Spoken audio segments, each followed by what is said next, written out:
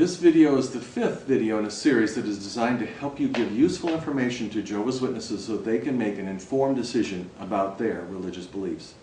It is intended to do for the witnesses what you would want done for you if you were a witness. Throughout this series, you must keep in mind the principles of Colossians chapter 4, verses 5 and 6, and 1 Peter 3, verse 15, and follow those principles, being gracious and respectful of their beliefs. You are studying with the Jehovah's Witnesses in their favorite publication, this book, What Does the Bible Really Teach? Reading each paragraph and giving your thoughts. This video series discusses only those issues that are in this book that are contrary to the mainstream evangelical community. In each video, I give you background information and then suggest what to say and what questions to ask. As you read the rest of their book, let the witness know that their explanation is acceptable within the mainstream evangelical community. You'll introduce each disputable issue by saying something like, well, I remember from chapter 1 of this book, paragraphs 4 and paragraph 23, that I should ask questions and to continue to search for satisfying answers because I want the truth from the Bible. So I have a question. There's an issue in this paragraph that I wish to understand better. The way it is worded is a new thought to me, and my religious community explains it differently, so I need your help to sort this out.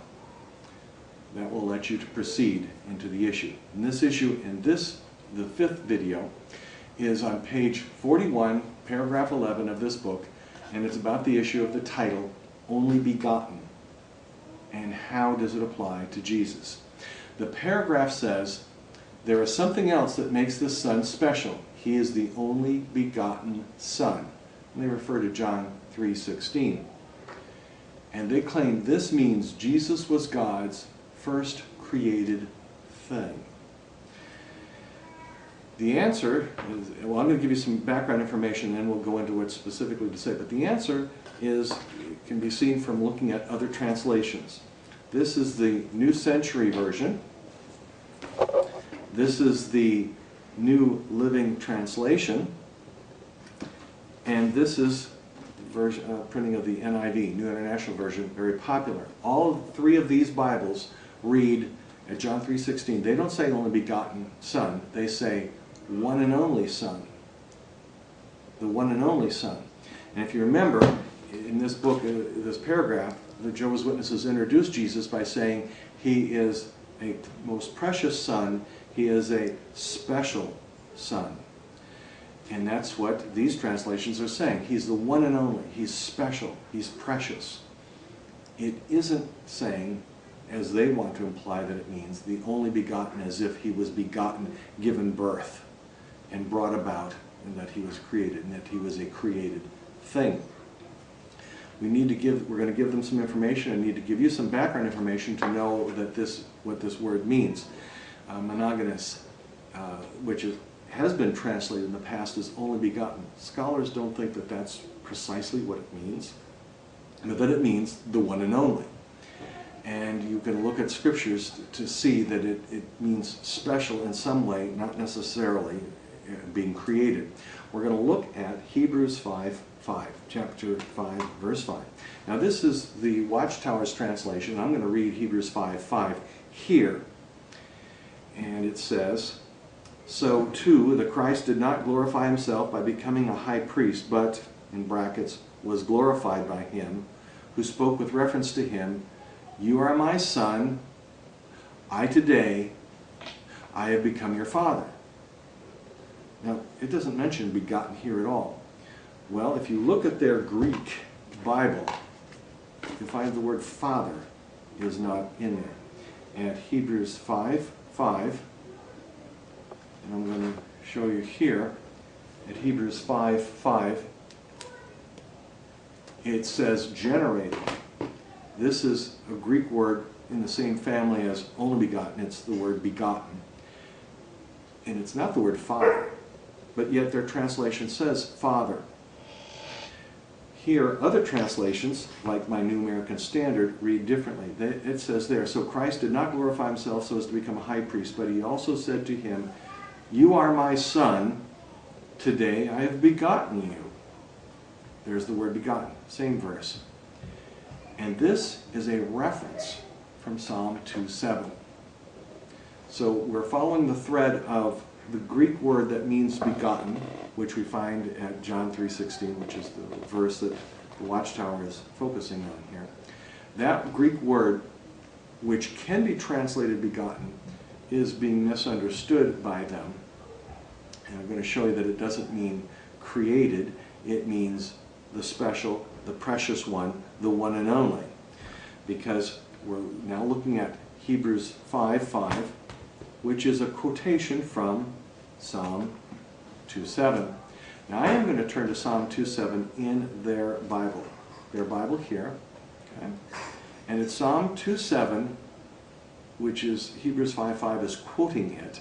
So we're going to turn to Psalm 2:7 to see what it is saying, and that will help understand this, because it helped to explain this.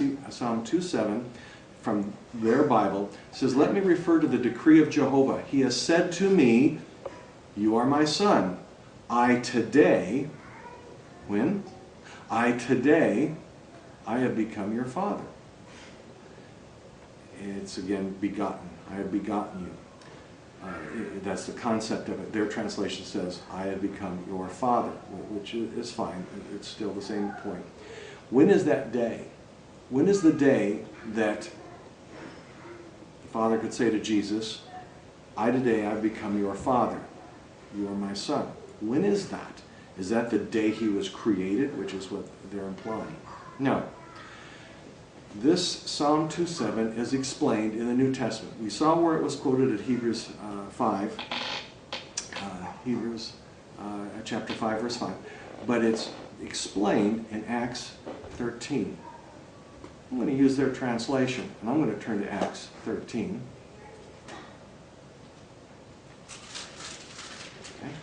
It's Acts 13, 33, and 34. In Acts 13, says this,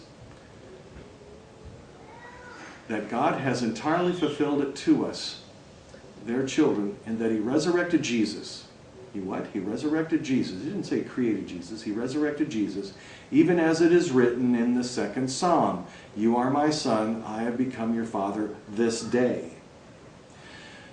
So Psalm 2:7 is referring to the day Jesus was resurrected. That is the day that he was exalted. That is the day that he fulfilled these prophecies to become the Son, to become the one and only, to become the begotten, to become the firstborn. Those titles are speaking of his rank and his priority, not to a time when he was created, but it's actually, as it says here, this is when he was resurrected, that these titles were fully placed upon him.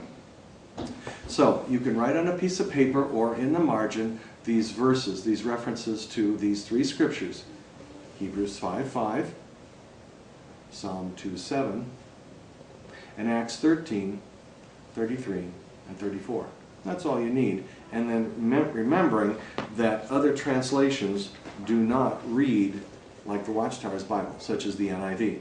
So this is what you will say, that you've read this, and there's something in here that's a little bit different than what you've heard before. It's different from what your religious community would say regarding this verse of John 3:16.